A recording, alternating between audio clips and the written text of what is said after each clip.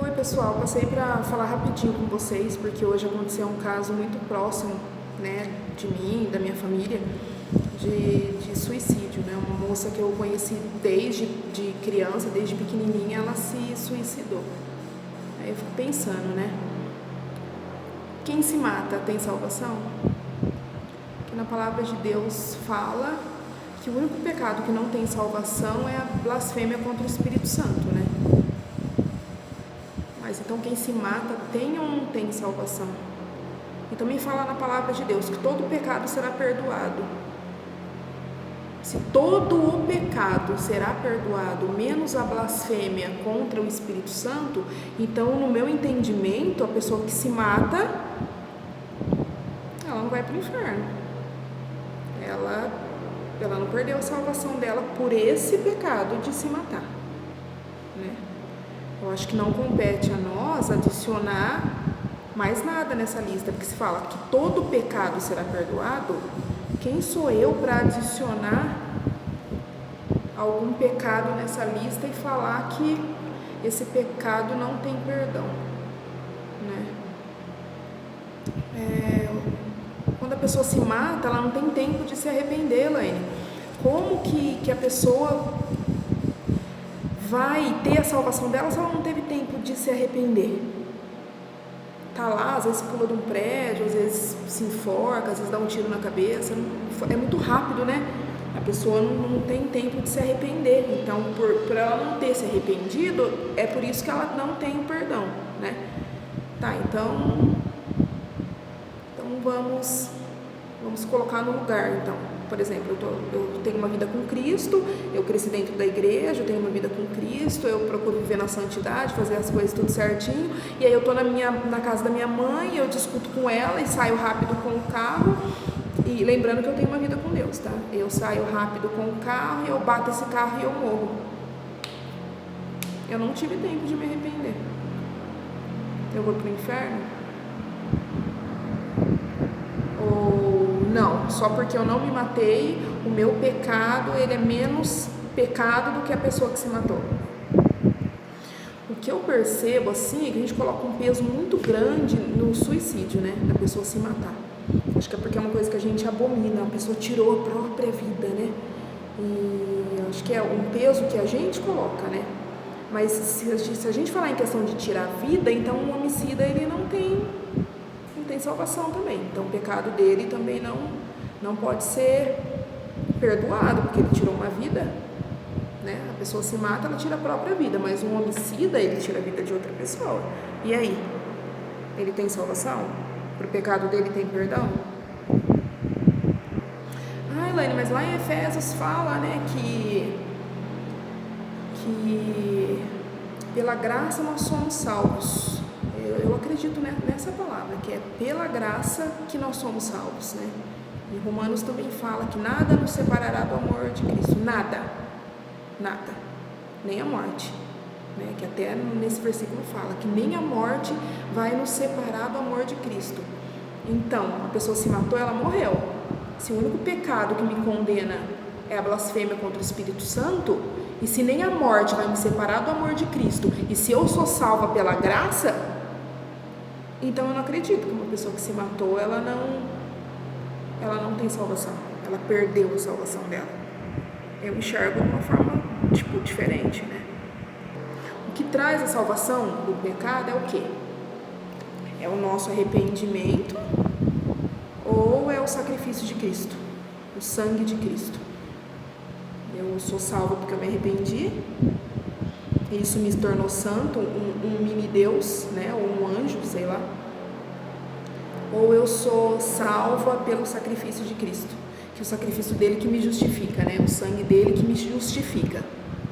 Eu sou salva então pelo arrependimento, porque se eu bato o carro depois que eu tive uma briga, ou que eu devolvi troco errado, ou que eu fui falsa com uma pessoa, ou que eu contei uma mentira e não deu tempo de eu me arrepender, eu perco minha salvação. Mas se eu fizer tudo isso e me arrepender, eu bater o carro, eu subo assim, sem escala.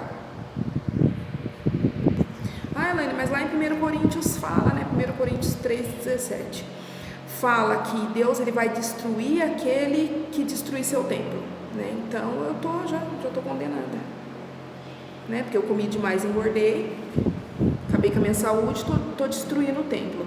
Fiz uma cirurgia bariátrica, uma redução de estômago, eu tirei metade do meu estômago e do meu intestino, então já destruí o templo, tô condenada. Fiz tatuagem, destruí o templo, tô condenada. Odiei meu irmão, porque já fala na palavra que se você odiar seu irmão, já é como se fosse um homicídio, né? Você tá matando ele, então tô condenada. E aí, como que fica? Como que fica essa situação?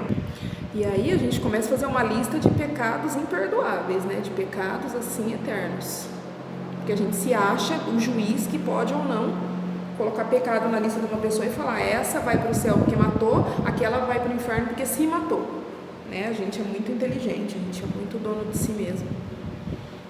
E eu creio assim que quando Paulo fala, né, dessa blasfêmia contra o templo, que é o nosso, que a gente entende como se fosse o nosso corpo, né? Você blasfemou contra o seu corpo, o seu templo, contra o templo do Espírito Santo. Eu acho que Paulo ele fala da igreja, né, do povo, o templo, a igreja, o povo, as pessoas que ali dentro estão.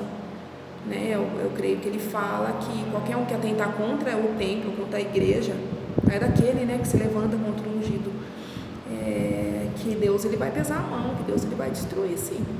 Isso eu concordo plenamente. Eu coloco essa palavra, a minha colocação dessa palavra é para isso, é para corpo de Cristo, corpo igreja, né?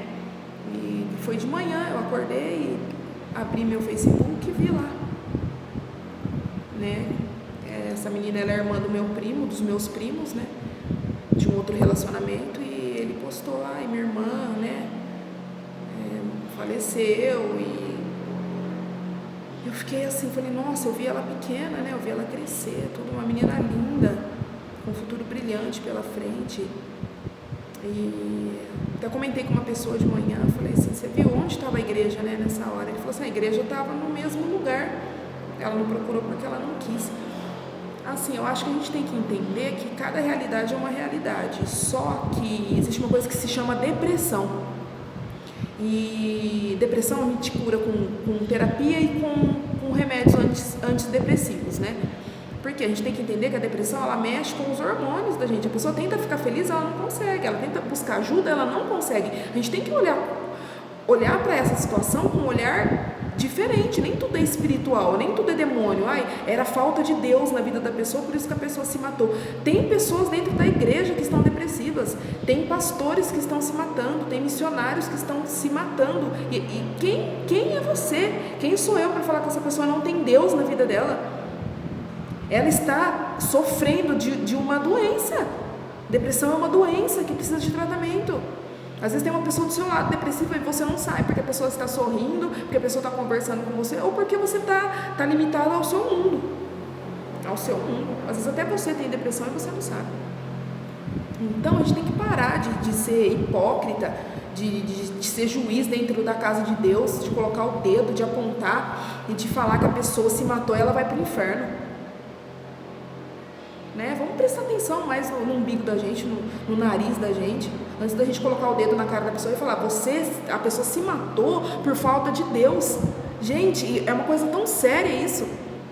Quem é você para falar que a pessoa não tinha Deus, estava com falta de Deus? Sabe, é muita falta de empatia. Hoje em dia existe muita falta de empatia, né? Então vamos pensar, os líderes aí, as pessoas que estão na frente, os pastores, sabe, vai estudar a Bíblia, vai fazer um curso, vai estudar psicologia, porque nem tudo é demônio.